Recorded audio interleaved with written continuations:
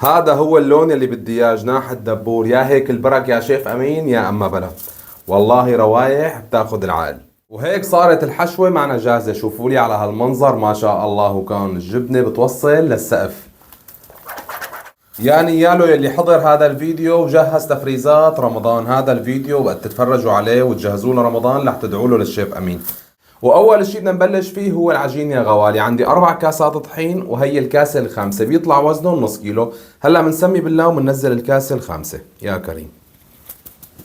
بدي نزل عليهم معلقة صغيرة من الملح، وهلا بنضيف عليهم معلقة كبيرة من السكر. بسم الله يا كريم.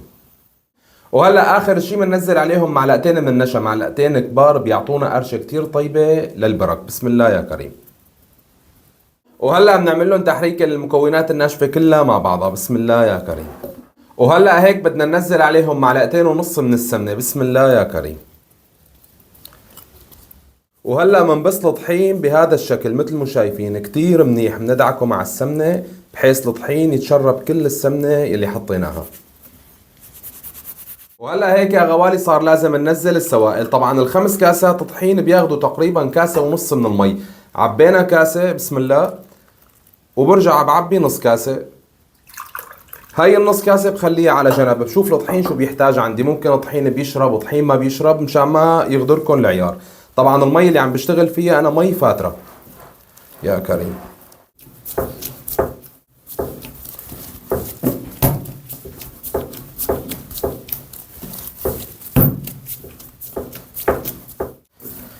وهيك عجينتنا صارت جاهزة. شوفوا لي على هالعجينة ما شاء الله، وكان ناعمة وامورها بالسليم. هلا بدنا ناخدها ونحطها على جنب لحتى نريحها. وهلا هيك بنحط لها نقطتين زيت حتى ما ينشف العجين معنا، وبنقيمها بنريحها على جنب. من هون لظبط لكم اطيب حشوة جبنة للبرك. وهلا يا غوالي بدنا نظبط حشوة البرك يا غوالي. اعلمكم شلون الجبنة يتضاعف معكم كميتها وتطلع عم تشط وتمط بالبرك بكل سهولة. بتجيبوا لي مقلاية وبننزل عليها معلقتين من الزبدة. بسم الله يا كريم. هلا هيك بعد ما نزلنا الزبدة بدي نزل عليهم معلقتين من الطحين. مننوص الغاز منخليه على الهادي حتى ما يحترق معنا الطحين. وهلا هيك يا غوالي بعد ما حمصنا الطحين كتير منيح بدي انزل باول كاسة من الحليب. بسم الله يا كريم. وهلا هيك بننزل الكاسة الثانية. شايفين كيف؟ يعني اخذت معنا كل معلقة طحين معلقة زبدة وكاسة حليب. تاخذوا ابدا عيار وتدعوا له للشيف امين ان شاء الله. هذا هو القوام يلي لازم يطلع معكم. شايفين يا غوالي قوام كريمي بدون تكتلات طالع 100%. هلا شو بنساوي؟ بنحطه على جنب وبدي يضيف عليهم حبة البركة. هلا حبة البركة اختيارية، اللي بيحبها يضيفها، ما بيحبها ما في أي مشكلة، ولكن بتعطي نكهة طيبة. بدي أحط عليهم قدر معلقة ونص. وبعد ما حطيت حبة البركة بدي أحط ربع معلقة من المحلب، بيعطي طعم كتير طيبة يا غوالي، بنصحكم تجربوه. هلا هيك بنحركهم هدول مع بعضهم. وهلا هيك صار لازم ننزل الجبنة. طبعا أنا عم بشتغل بجبنة قشقوان 250 جرام ربع كيلو، بس انتو بتحبوا تضيفوا الشلل، الموزاريلا، القشقوان، اي نوع جبنة بشط، ولكن ما يكون كتير مالح حتى ما يأثر على الطعمة. هلا بنزل نص الكمية اول شي. بسم الله. شوفوا لي على هالمناظر ما احلاها. شوفوا حشوة الجبنة صدقوني بتطلع معكم 100%. هلا هيك بعد ما داب عندي اول قسم، شايفين كيف؟ يعني طريقة سهلة وظريفة وبتدعوا له عليها للشيف امين. هلا بننزل القسم الثاني. لك ايه يا هيك الجبنة يا ابو عبيد يا اما بلا. وهيك صارت الحشوة معنا جاهزة. شوفوا لي على هالمنظر ما شاء الله، وكان الجبنة بتوصل للسقف. وهيك حشوتنا الطيبة صارت جاهزة. شايفين لي على هالمنظر؟ والله منظرها بيغوب القلب. ولكن هلا بدي خليها على جنب لحتى تبرد. بهي المرحلة ما بحسن اشتغل فيها وشكلها لانه بالتم عم تشط معي، فبنخليها لتبرد بعدين بنرجع بنشتغل فيها. هيك العجينة صارت جاهزة. شايفين ما شاء الله، وكان امورها بالسليمة. هلا شو بنساوي؟ بنبخلنا بخة طحين. شايفين ما شاء الله لحالها عم تفرد.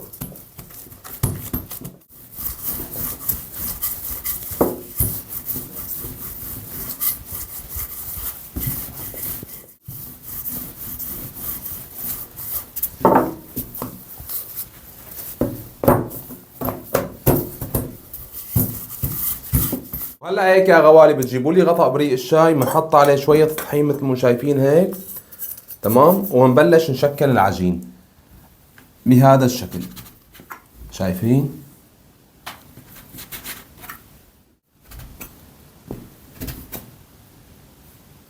هلا هيك بتجيبوا لي اي قالب عندكم، انا عم بستعمل هذا الموديل، شايفين ما احلاه.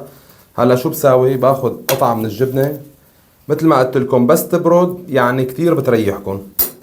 تمام. بنظبطها هيك شوي وبنسكر بهذا الشكل. شوفوا على هالمنظر ما احلاه، طلعت معنا احلى قطعة برك يعني بكل سهولة. شايفين ما احلاها؟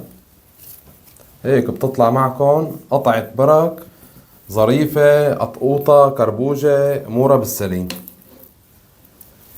صدقوني اذا بتجربوها لهالطريقة لا تدعوا عليها للشيف امين، يعني بتقوموا بتساووا برك برمضان وانتم مبسوطين. طبعا يا غوالي يلي مو متوفر عنده الآلة بحل عند الشيف امين، ما عندكم اي مشكلة.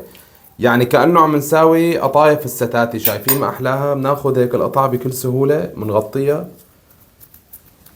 بنحاول يعني نسكرها كتير منيح، بنختمها هيك. تمام. بنجيب الشوكة وبنرسم لها نقشة، ولا اسهل ولا ابسط من هيك. شايفين ما احلاها؟ هيك بنكون اشتغلنا برك بجبنة بدون آلة. وهيك يا غوالي خلصنا تشكيل البرك. شوفوا الكمية ما شاء الله، وكان بس من نص كيلو طحين أكثر من 40 حبة برك. هلا شو بدنا نساوي؟ بدنا نزوزق لهم الوش بحبة البركة.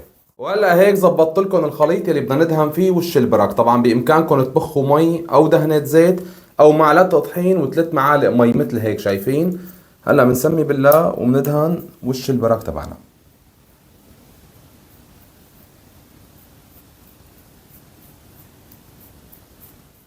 وهلا بنزوزق الوش بحبة البركة يا غوالي. لك ايه يا ابو عبيد على هالبرك، يا هيك البرك يا اما بلا.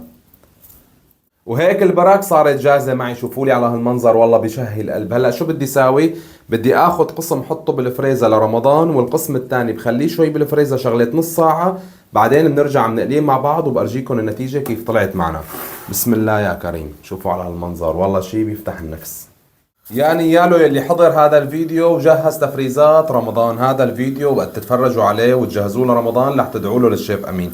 شايفين على هالمنظر هيك مرتب وظريف وما احلى. هلا شو بنساوي؟ بنعمل هيك، بنغطي هيك. ما بتاخذ معي حجم بالفريزر. شوفوا ما احلاهم هدول الحافظات، انا جايبهم مخصوص لهذا الموضوع. هلا هيك الزيت صار حامي عند مني. هلا بنسمي بالله وبننزل حبات البرك. يا سلام على هالبرك يا شيف امين.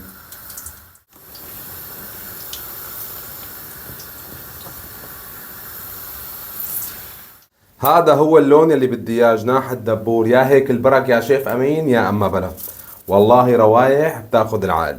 احلى لقطة بكل الفيديو وقت يجي وقت تدوق يا غوالي، بعد هالتعب والله لازم الواحد يدوق. روح روح روح يا غالي روح، شايف لك يا ويلي. هلا بنقول بسم الله يا كريم. والله طالعة بتاخذ العقل، قرشة العجينة مع طعمة الجبنة دمار شامل. شوفوا كمية الجبنة اللي جواتها، بسم الله. حبايب القلب، إذا عجبتكم الوصفة اللايكات على قد المحبة، وتحياتي للجميع. مع قرص برك بجبنة مع الشيف أمين.